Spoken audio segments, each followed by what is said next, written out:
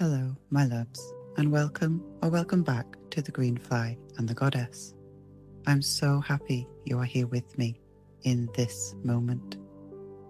Before we begin, I want to gently remind you that what I share here comes from my own reflections, my own path, and the wisdom I've gathered through experience. It is not prescriptive, and it is never meant to replace your own inner knowing. Please always trust yourself first and take only what resonates.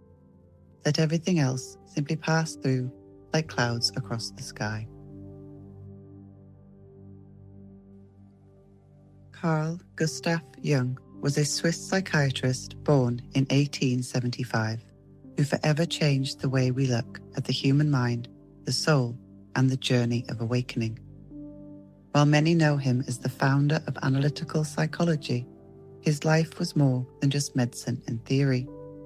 He was a seeker, an explorer of both the outer world and the vast inner landscapes of the psyche. Unlike his teacher and later rival Sigmund Freud, Jung did not stop at the idea that our minds are merely collections of instincts and suppressed desires. For Jung, the human being was a mystery, a symbol of the cosmos itself. He believed that within each of us lies a hidden treasure, a seed of wholeness waiting to be uncovered. This treasure is revealed through what he called individuation, the process of becoming your true self. Jung was not just a scientist of the mind, he was also a mystic. He studied alchemy, astrology, mythology, and world religions. He spoke of the collective unconsciousness, where the archetypes of all humanity live, a great pattern of love, death, rebirth, shadow, and light that moves us all. For Jung, spiritual awakening was not an escape from life, but a deeper embodiment of it. Individuation is a word Jung used to describe the path towards wholeness. It is the journey of becoming the person you truly are, not the mask you wear, not the roles society gives you, but the self that has always been within. Think of it like a tree. On the surface, you see branches, leaves, and blossoms. These are like our personalities, our daily identities. But deep down, there are roots connecting to the earth, drawing life from unseen depths. Individuation is the process of reconnecting the branches to the roots, of becoming a tree in its full wholeness. Jung also understood something deeply important. We cannot fix our lives by only fixing the outer world. We cannot patch our circumstances, control people, or rearrange the external until it feels perfect and expect that to heal the soul. He taught that if the psyche remains fragmented, the outer world will always reflect that fragmentation back to us. True change begins within. Only when we turn inward and integrate our own depths does the outer world come into harmony. This is why Jung said, "The privilege of a lifetime is to become who you truly are." Because when you find wholeness within, life itself begins to align without. Jung never preached a religion, but he honored the sacred in every tradition. He saw that at the heart of spirituality is the longing for wholeness, a call to awaken to our true nature. He once said, "Your vision will become clear only when you look into your heart. Who looks outside dreams, who looks inside awakens."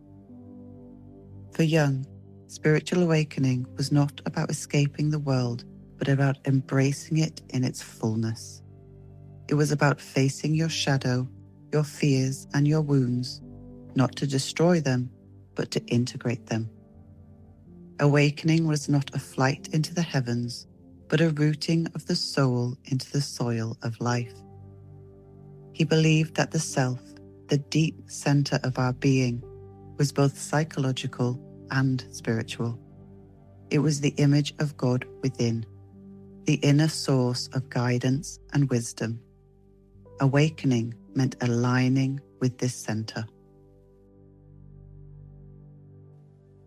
So how does individuation look in practice? Jung saw it as a lifelong journey with stages. Number 1, the call of the unconscious. It begins when the unconscious speaks, through dreams, through dissatisfaction, through synchronicities that whisper, there is more. Number 2, meeting the shadow. The shadow is everything we deny, repress, or fear within ourselves. To individuate, we must meet the shadow with courage, compassion, and honesty. Number 3, encountering the anima animus. Within each of us, Jung said, is a hidden opposite. For men, the female soul image, the anima. For women, the masculine spirit image, the animus. These figures guide us towards balance and wholeness. Number 4, the union of opposites. The process culminates in the realization of the self, where light and dark, masculine and feminine, conscious and unconscious unite in harmony. This is not a one-time event, but a spiral journey, a deepening process. In many ways, it mirrors what we might call a spiritual awakening. And here is the key. Without this inner journey, no amount of outer striving will bring peace. You could achieve success, gather wealth, or surround yourself with beauty. But if the psyche remains unhealed, something inside will always feel incomplete. Jung reminded us that outer wholeness is born only from inner wholeness. The spiritual path calls us to root into the self first, and from that place, our lives naturally take on harmony and meaning. Jung spoke in the language of psychology, but his ideas resonate deeply with modern seekers. He was describing what we might call a spiritual awakening, the recognition that we are more than our ego, more than our stories, more than the surface of life. He taught that awakening is not just bliss and light, it is also shadow work, integration, and humility. He warned against what he called inflation, the danger of mistaking a glimpse of the self for having become the self. True awakening, he said, is grounded, balanced, and embodied. One of Jung's greatest gifts was showing us how the unconscious communicates through symbols. A dream is not just random firing of the brain, but a message from the deeper self. Synchronicity, the meaningful coincidence, is another way spirit speaks. Jung believed that when you are walking the path of individuation, life itself begins to align. The outer and inner worlds start to reflect one another. This is not magic, but a natural expression of living closer to your center. Individuation is not just for the individual. Jung believed that as more people awaken to their true selves, society as a whole evolves. He saw that our collective crises, wars, conflicts, ecological destruction, are mirrors of our unintegrated shadows.